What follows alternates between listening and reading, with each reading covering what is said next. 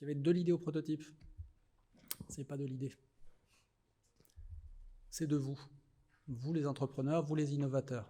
En fait, l'innovation, ça démarre avec l'empathie, ça démarre avec des humains qui, à un moment donné, sont confrontés à un problème, un déclencheur, un accident. On se rappelle tous le fondateur de Uber qui se prend Paris sous la flotte et qui attend sous la flotte un taxi et puis qui n'est pas capable de prendre sa carte bancaire. Ensuite, on se pose la question, est-ce que c'est grave, pas grave? Est-ce que c'est fréquent, pas fréquent? Parce que si c'est pas grave, pas fréquent, on va peut-être pas non plus s'en occuper. Si c'est très grave et très fréquent, il y a sûrement quelqu'un d'autre qui s'en est occupé, on espère. Et puis derrière, effectivement, on absorbe en fait ces signaux et comme une éponge, on a une idée pour résoudre en fait cette solution-là. Et en fait, il n'y a pas vraiment de méthode magique. Il n'y a pas de théorie qui soit dans les livres là-dessus. On est vraiment sur quelque chose où on va chercher à dérisquer, donc diminuer le risque, augmenter les chances de réussite, affiner la cible, mieux connaître son marché. Et en fait, on va aussi s'assurer qu'à la croisée de l'offre qu'on pense avoir développée et puis la cible client, eh ben, il y a bien une source de monétisation. Sinon, on peut faire une fondation, mais c'est autre chose. Donc c'est assez chaotique. Donc le chemin tel qu'il est dessiné ici, on se dit chic, il y a un trou dans le marché. La bonne question, c'est est-ce qu'il y a un marché dans le trou? Donc on va voir qu'effectivement, il faut qu'à un moment donné, ça passe un peu à l'échelle. Sinon, effectivement, on reste sur des choses qui, petit à petit, vont avoir des difficultés à survivre. La chance qu'on a, c'est que le procédé de réflexion des entrepreneurs, il a été étudié en recherche. Donc la recherche se fait sur des domaines, sur on va dire des sciences dures, mais l'économie aussi a de la recherche académique. Et ici, je vous ai mis Sarah Sarasvati, qui était une chercheuse aux États-Unis, d'origine indienne, qui a travaillé sur cette espèce d'humains qui sont les entrepreneurs et comment ils prennent leurs décisions. Donc, à partir de ça, elle a pu extraire des grands principes. Donc, c'est vraiment pas un process strict, mais ça reste des grands principes qui sont utilisés par les entrepreneurs lorsqu'ils ont à prendre des décisions. Bien sûr, on s'est intéressé aux entrepreneurs qui avaient réussi. Pour la petite histoire, elle vient juste d'obtenir un award pour sa recherche en entrepreneuriat alors qu'elle a démarré ses recherches en 90. On est en 2022. Alors, est-ce que les entrepreneurs sont des super-héros? On a tous en tête des Elon Musk, des Steve Jobs, qui finalement développent un espèce de mythe de l'entrepreneur magique, qui est un super-héros, qui a une idée de génie, et puis qui adore prendre des risques. En fait, tout ça, c'est pas vrai du tout quand on regarde la vraie population de l'ensemble des entrepreneurs. L'entrepreneur, en fait, le projet démarre avec lui, et pas avec une idée, ce qu'on a vu tout à l'heure. Et en fait, c'est comment il pratique, comment il se comporte qui est important et qui fait qu'effectivement, il aura du succès. Et puis, il pilote, il navigue dans l'incertitude. Et ce qu'on a vu tout à l'heure, on va voir qu'effectivement, la notion de risque et la notion d'investissement dont parlait Greg tout à l'heure est un point aussi important. Donc, les 5 principes qui ont été extraits en fait de cette observation de cobayes entrepreneurs qui ont réussi, je les ai mis ici, on va les passer en revue les uns après les autres. Le premier, c'est un tien vaut mieux que tu l'auras. C'est une traduction un peu de l'américain, mais en gros, c'est pour dire l'entrepreneur, il a plein de choses. En fait, qui il est, ce qu'il sait, qui il connaît. Tout à l'heure, Annick disait il y a plein d'espaces de networking dans ces 2 journées, enfin ces 3 demi-journées. Vous allez être plus riche. Parce qu'en fait, vous allez avoir beaucoup plus de ressources parce que vous allez échanger. Donc, merci pour nous avoir donné cette occasion de s'enrichir.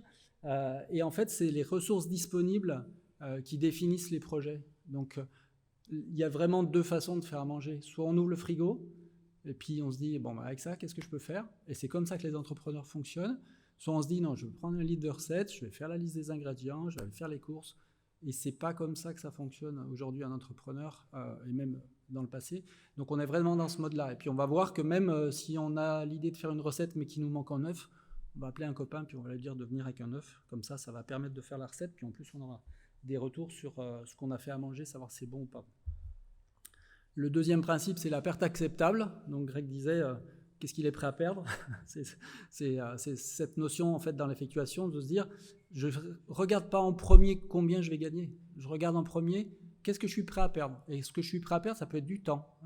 Je vais me mettre 6 mois, 1 an de côté. Ça peut être un peu d'argent aussi, et puis on fait le tour. Mais c'est d'abord les coûts, finalement, qu'on va regarder. Et donc, on est dans un risque maîtrisé. Donc, ce n'est pas un risque inconsidéré. C'est en fonction de qu'est-ce que je peux faire. Je veux développer une activité, je vais me mettre peut-être à mi-temps si je suis salarié. Et ce mi-temps, finalement, c'est cette perte de salaire, de revenus que je suis prêt à accepter. Le troisième principe, c'est le patchwork fou. Donc, on va se connecter les uns les autres. En fait, plus on a de parties prenantes dans un projet, plus finalement on va couper le risque. Donc, on va en avoir un peu moins pour soi. Et j'ai en tête un exemple pour avoir échangé avec un entrepreneur, Vikram Vora, à Mumbai, en Inde, qui a démarré en fait un processus entrepreneurial sur des mini-cliniques dentaires. Qui s'adresse aux plus indigents, à ceux qui ont le moins de sous. Et en fait, il avait besoin d'un logiciel de patientèle, ça n'existait pas. Il a discuté avec une société qui faisait un logiciel de patientèle pour la médecine et l'ophtalmo, qui a dit tiens, moi ça m'intéresse de me diversifier dans le domaine dentaire. Donc du coup, il a eu une licence à un prix défiant toute concurrence, mais vraiment pour co-construire ce logiciel de patientèle pour des cliniques dentaires, donc avec des spécificités métiers. Aujourd'hui, il a toujours effectivement ce logiciel-là parce qu'en fait, c'est devenu la référence. Par contre, il l'a à un coût d'accès bien inférieur à tout ce que potentiellement ses concurrents pourraient avoir, puisqu'il a un prix préférentiel. Mais du coup, ils ont co-construit. Donc ça, c'est un exemple de patchwork, de quelqu'un qui finalement vient dans l'histoire, donne des feedbacks, on co-construit. Et lui, ça lui a permis effectivement de dérisquer énormément son projet. Le quatrième principe, c'est la petite phrase qui dit « Quand on vous jette des citrons, faites de la limonade ». On vient de traverser, et on est encore dedans, une période de Covid avec des confinements. Voilà, un joli citron qu'on s'est pris dans la figure. Comment les entrepreneurs ont réagi à ça? On a vu Edgar Gros-Piron qui faisait des formations en entreprise, des séminaires, développer de la masterclass en ligne. Et développer, finalement, pivoter un peu sur son business pour faire des choses en ligne. On a vu aussi aux États-Unis, je pense à une entrepreneuse, The Barbershop, qui avait démarré son business de franchise de toilettage pour chiens. Et en fait, qu'est-ce qu'elle a fait? Commencer à prendre des camions, à les peindre en noir, et puis à faire des trucks de grooming mobile, et puis à aller vers les clients, puisque les clients ne venaient pas vers elle. Donc ça, c'est vraiment la démarche entrepreneuriale de se dire, ok, je peux pas, les gens viennent plus chez moi, effectivement, qu'est-ce qui se passe? Je peux aussi aller vers eux. Et aller vers eux comment? Et en fait, on voit qu'effectivement, aujourd'hui, c'est un gros réseau sur New York, par exemple, de salons mobiles qui s'est développé. Et le cinquième principe, en fait, c'est que l'entrepreneur reste le pilote, reste maître à bord. Donc, en fait, il peut être amené aussi à modifier en fonction de ce qu'il prend comme information, à modifier son produit, son environnement. Un exemple, si vous regardez un peu comment est né le Kevlar au début, c'était dans les années 70, la crise pétrolière. Crise pétrolière, comment on fait pour consommer moins de pétrole, moins d'essence sur des engins qui roulent, que ce soit des avions ou des voitures? On regarde le poids des pneumatiques qui pèsent, donc on essaie de remplacer la carcasse métallique par des fibres synthétiques, des polymères, donc on développe quelque chose qui est aussi résistant que le fer, mais qui est beaucoup plus léger. Et puis badaboum, la crise pétrolière s'arrête parce que le temps que toutes les procédures de sécurité passent pour que effectivement des pneus d'avion soient aussi en Kevlar solides que des pneus avec des armatures en métal, finalement le cours est retombé. Aujourd'hui, il y a une fondation Kevlar pour toutes les personnes qui ont eu la vie sauve grâce à un gilet pare-balles avec du Kevlar. Donc ils ont complètement changé aussi en se disant ok, on va continuer, c'est super intéressant, mais on peut peut-être aller sur le textile. Donc ça, c'est vraiment aussi comme ça que fonctionne un entrepreneur, c'est être en capacité effectivement de prendre, on l'a vu dans les différents pitchs, tous les retours, et puis petit à petit de naviguer, et même si on voit un Zuckerberg aujourd'hui avec Facebook, qui est finalement une énorme agence de publicité. Au début, c'était effectivement un petit annuaire pour recenser les étudiants, pour avoir du match entre les garçons et les filles, quoi. Donc ça n'a plus rien à voir par rapport à ce que c'est aujourd'hui. Et c'est comme ça qu'en fait, l'entrepreneuriat, quand on le regarde en prenant vraiment une vue un petit peu hélicoptère, fonctionne. Donc pour résumer, ça démarre avec l'entrepreneur, avec vous, qui se prend un déclencheur, un accident, une rencontre. Du coup, il a une idée, il passe en mode action, donc ça génère une opportunité. Soit il arrive à engager des parties prenantes et à avoir des clients, soit ça se casse la figure, et on voit énormément effectivement d'initiatives entrepreneuriales qui s'arrêtent, mais à la limite, si on a engagé des moyens modérés, c'est pas grave, on a au moins appris que dans ce coin-là, ça fonctionnait pas, ou que c'était pas le bon moment. Et puis si ça fonctionne, effectivement, on arrive sur un projet qui est viable, puisqu'on a des parties prenantes, à la fois qui peuvent être des parties prenantes qui aident à co-construire une solution, et puis des parties prenantes qui sont des clients potentiels. Et souvent on voit une fraction, on a vu dans les pilotes, finalement une fraction de nos clients potentiels qui sont des parties prenantes, parce qu'au début elles sont engagées dans des phases pilotes. Et comme je disais tout à l'heure, au plus on a de parties prenantes, en fait, au plus on s'enrichit. Donc au plus on a des nouveaux moyens pour avancer, et également des nouvelles opportunités, des nouveaux buts qui peuvent venir de ces parties prenantes.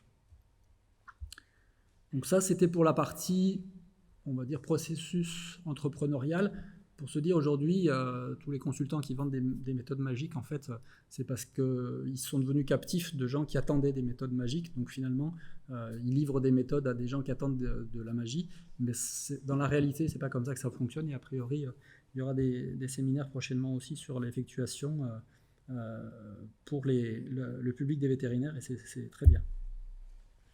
Donc un prototype, c'est quoi ? Un prototype, c'est qu'à un moment donné, on a un truc qui est un peu gazeux, une idée. Et il faut le mettre solide. En fait, il faut le tangibiliser. Et pourquoi on veut le tangibiliser ? Parce qu'on veut savoir si ça a un potentiel d'être utilisé. Donc il faut bien qu'à un moment donné, on le teste. On n'est pas obligé d'avoir quelque chose de complet. On va revenir dessus sur la partie exécution. Ça peut être que des petits bouts. Mais par contre, les attributs doivent être suffisants finalement pour avoir la réponse qu'on attend, à savoir sur les fonctions qu'on veut tester. En général, c'est pas cher.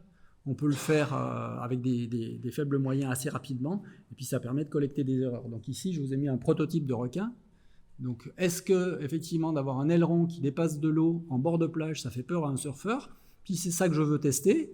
Ma foi, ça peut fonctionner. Donc on emballe un petit aileron sur un poisson rouge, on le lâche au bord de la plage, on regarde si les gens effectivement ils se reculent.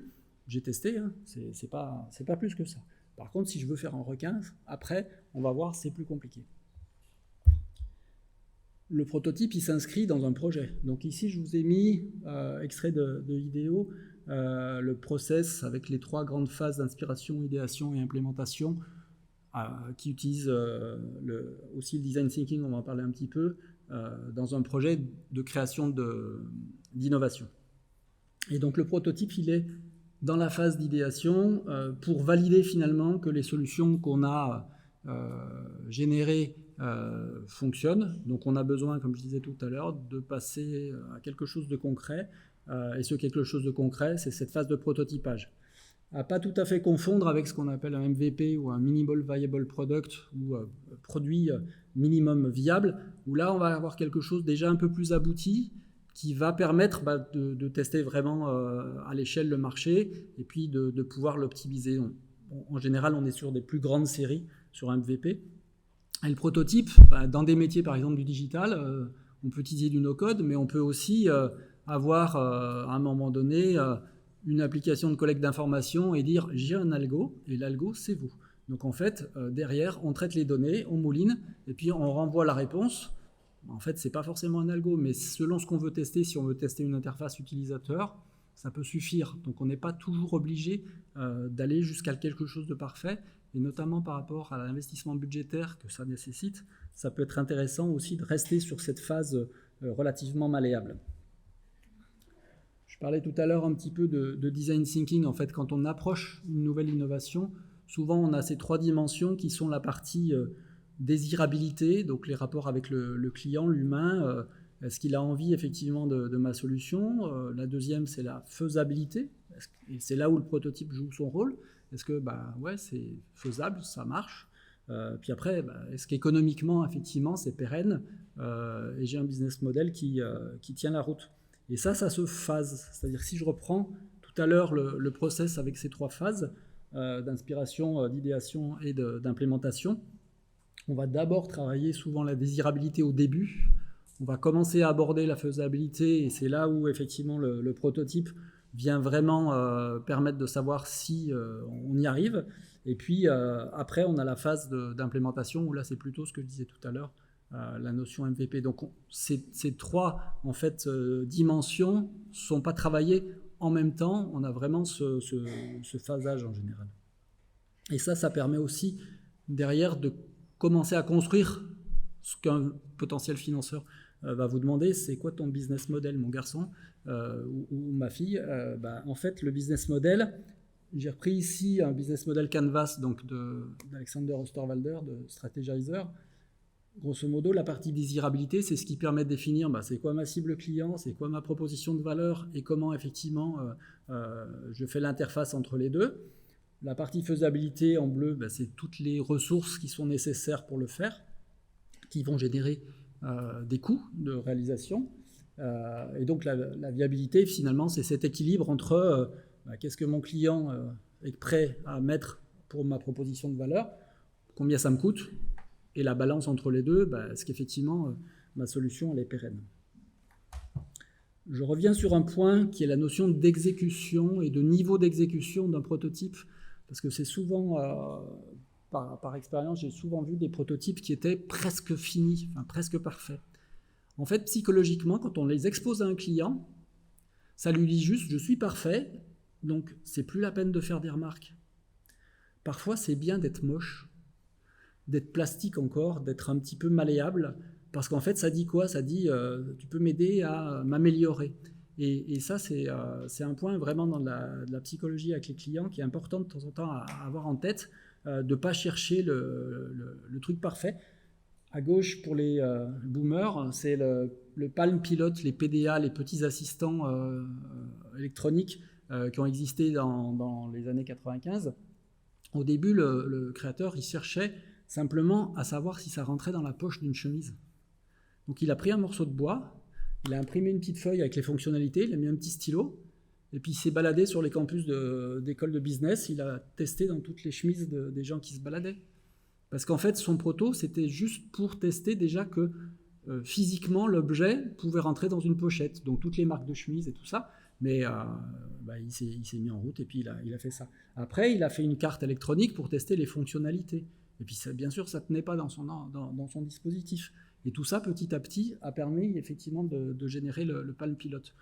Au milieu, c'est l'hôpital universitaire d'Oslo, prototype pour tester comment les personnes en hiver peuvent utiliser leur déambulateur. Ils ont fait un proto en bois, etc. Et finalement, ça fonctionne. Et parfois, on peut presque s'arrêter là. Sur la petite histoire, Ryanair, pendant des années, a tourné avec un site qui a été fait par un stagiaire. Depuis, ils ont un peu évolué, mais au début, le site, il était effectivement moche, pas super. Mais ils faisaient le job, et puis surtout, comme ils ne voulaient pas dépenser de sous pour du développement, ils ont utilisé ça. Et le petit premier ordinateur d'Apple ici, c'était un prototype avec un clavier, un peu de bois souvent. Chez Dyson, les designers, ils travaillent avec du carton et du scotch. Parce que c'est facile, c'est malléable, on arrive à faire des choses, à faire des tests d'usage, et puis on recoupe un coup de cutter, on remet un truc, on met un peu plus de scotch, on met de la mousse, puis après effectivement on va passer dans des exécutions qui seront plus des MVP, qu'on pourra plus présenter à des clients. Mais si on veut tester juste de la prise en main, de l'ergonomie, en fait on n'est pas forcément obligé d'aller sur du plastique. Donc c'est important que cette notion d'exécution, en fait, elle ne soit pas surjouée. Et c'est souvent quand on s'adresse parfois à des prestats en design, ils font des trucs qui sont tellement jolis parce que c'est un petit peu d'eux qui mettent dedans. Et il faut leur demander, moi je sais que quand on travaille avec des designers, on leur demande est-ce que tu sais faire quelque chose de moche ? Volontairement en fait, mais parce qu'on a besoin d'un truc qui n'est pas parfait pour justement être cette espèce de pas piège à rêve, mais piège à feedback. Dans la vraie vie aussi, on a des moyens autour de nous auxquels on ne pense pas forcément. Donc je vous ai mis, pour tester un petit peu l'appétit finalement des gens, un exemple de WallHub. Donc c'est un cabinet de designers. Ils avaient imaginé de faire une extension du petit cache des interrupteurs pour mettre des enveloppes, mettre des clés. Donc un truc assez simple qu'on peut visser comme ça. Une façon de voir s'il y a de l'appétit, c'est de faire une campagne Kickstarter. Donc le crowdfunding, parfois, c'est intéressant aussi pour savoir est-ce qu'il y a de l'appétit. Donc est-ce qu'effectivement, il y a un marché dans le trou, pour reprendre l'expression de tout à l'heure. Et puis, ils ont une autre idée aussi, c'est de faire un hack de Ikea. Donc, je vous ai mis une petite vidéo. Donc, ils ont designé cet objet-là.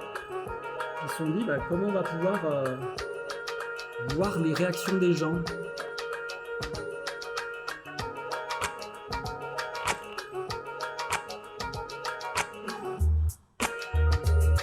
Donc ils ont changé, ils ont mis le fameux petit tréma pour faire suédois.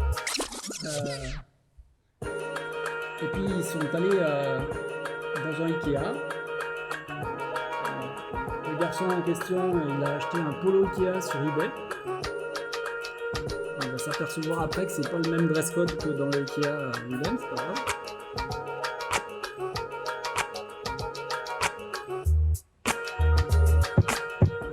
Et puis il s'installe.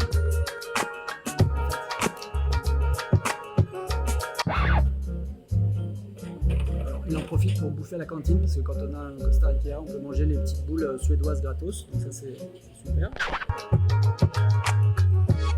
Il en met dans les présentoirs.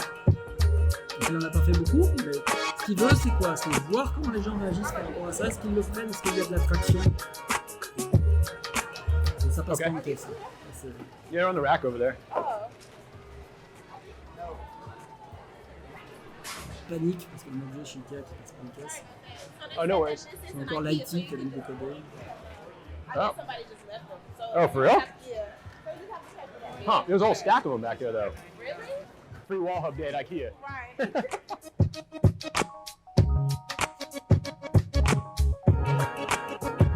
Les vendeurs espèrent quand même que c'est tout à fait le même polo.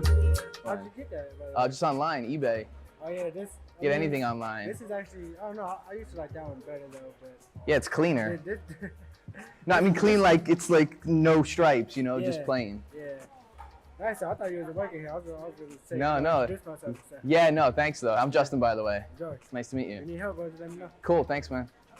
Did you get that audio? Il s'est fait repérer. Et l'objectif, c'était vraiment, voilà, ce qu'on voit là, c'est de capturer en fait comment les gens réagissent avec cet objet-là. Est-ce qu'ils sont appropriés, est-ce qu'ils sont prêts à partir avec? Ouais, ça marche. Hein. Donc, c'est l'Ikea d'à côté, donc qu'est-ce qu'ils risquent de se rengueuler? C'est pas... Il y a eu des gens qui me disent je veux développer une marque et j'hésite entre deux noms, c'est un projet pour des produits pour des jeunes mamans. Est-ce que tu connais une agence qui peut tester des marques? On m'a dit, t'as des gamins, ouais, sur la maternelle, ouais, vas-y plutôt. Puis demande aux dames qui sont là, qui viennent chercher leurs gamins, ils testent, puis tu auras déjà un retour. Et avec ça, c'est pas rien en fait. Donc quand on disait tout à l'heure, on a des ressources, parfois on n'y pense pas, parfois on est happé un peu par des boîtes de services, mais en fait on a plein de moyens. Donc là, un Ikea, mais ça peut être autre chose. Hein. Moi, ça m'est déjà arrivé d'aller avec mon chien dans des salle d'attente de vétérinaire où j'avais pas rendez-vous. Je veux juste écouter ce qui se passe. D'aller dans des dog parks, discuter avec des gens qui baladent leurs chiens. Voilà.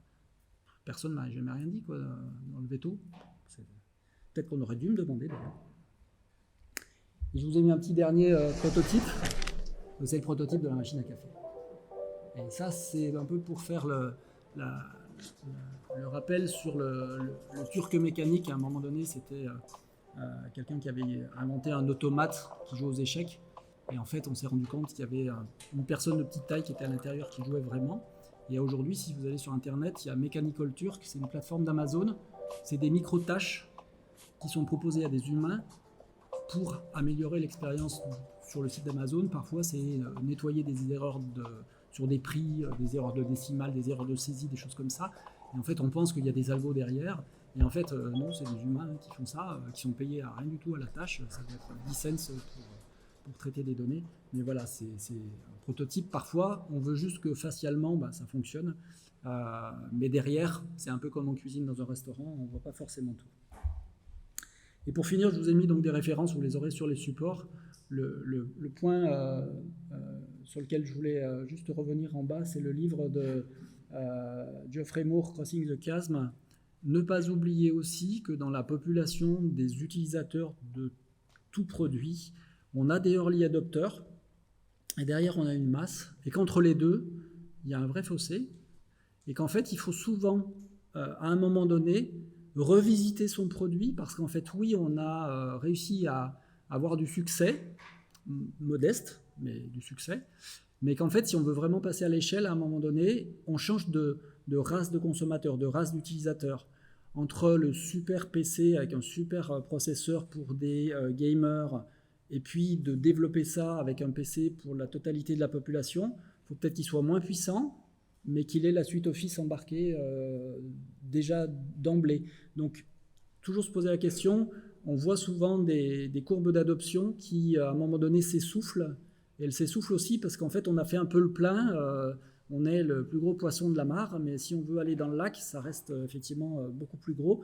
Il faut revisiter un petit peu ça. Donc, souvent, dans des entreprises, on voit des projets qui stagnent, qui arrivent à une espèce de plateau, de plafond.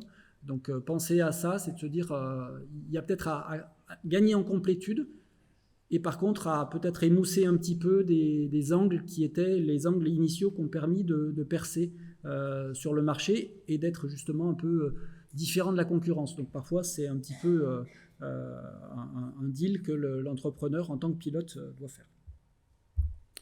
Et donc, je vous avais promis Naya. Donc, Naya est là.